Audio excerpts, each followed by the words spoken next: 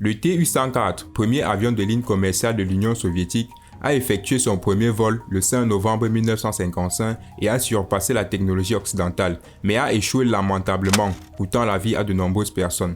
Voyons comment une idée aussi révolutionnaire a pu transformer cette compagnie aérienne en la plus dangereuse du monde. Après la Seconde Guerre mondiale, au début des années 1950, l'Union soviétique avait un besoin urgent d'un bon avion de ligne, car les modèles et services existants étaient tous dépassés et inefficaces par rapport à leurs homologues occidentaux.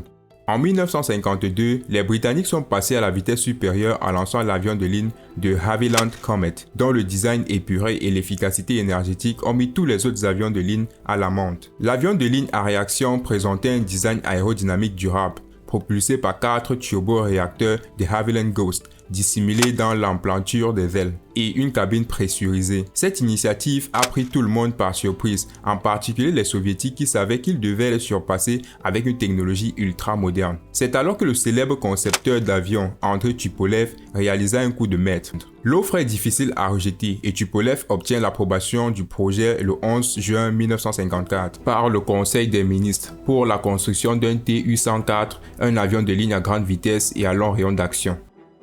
L'idée comportait cependant des risques. Son plan consistait à réduire les délais et les coûts en utilisant le bombardier Tu-16 déjà construit et exploité.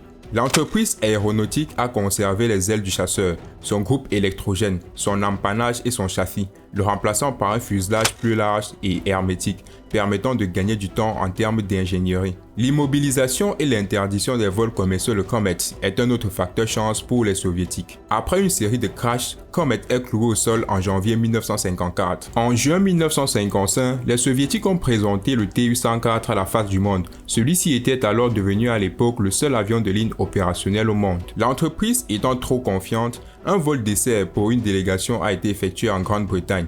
Des visites fréquentes vers l'Europe ont été organisées et l'entreprise a participé au salon de l'aéronautique de Paris, mais le rêve a viré au cauchemar à partir de là. Les pilotes ont rapidement commencé à se plaindre, mais les autorités ont balayé ces plaintes d'un revers de main. Le CSA-104 a connu un dysfonctionnement dans des turbulences et l'avion a chuté de 20 000 pieds. Mais heureusement, le pilote a repris le contrôle de l'appareil et a atterri en toute sécurité. Cependant, quelques mois plus tard, 2 incidents se sont produits au cours desquels les 104 se sont tragiquement écrasés, ne laissant aucun survivant. Les causes de ces accidents étaient de puissants courants ascendants que les pilotes avaient du mal à gérer en raison d'une modification du centre de gravité de l'avion qui se déplaçait auparavant vers l'arrière.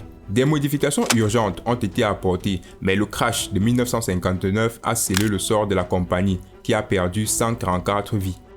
C'est ainsi que l'ambitieux projet soviétique a tourné au désastre.